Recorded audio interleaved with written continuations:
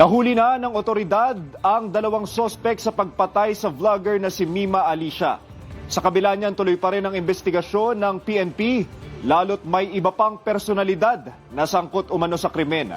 Nagbabalik si Bea Peniza. Matapos ang halos isang linggo, natimbog na ang dalawang sospek sa pagpatay sa vlogger na si Alicia Lipata. Pinagbabaril si Mima Alicia noong July 17 sa tapat mismo ng kanyang bahay sa Caloocan City. Kinilala ang dalawa na sila alias MS na siyang gunman at alias JA na driver ng motorsiklo na ginamit naman bilang getaway vehicle. Nasabat sa mga suspect ang isang kalibre 45 na baril na ginamit umano sa krimen, 2 granada at isang 9mm pistol. Of course, this was after the intensive investigation and follow-up operations conducted by the Northern Police District Special Investigation Task Group, MIMA. Giit Nico, hindi tumitigil ang PNP sa follow-up operations. Sinisilip kasi ng otoridad na may iba pang sangkot na personalidad. Kasama si tinatugis ang mastermind na pagpapatumba sa vlogger.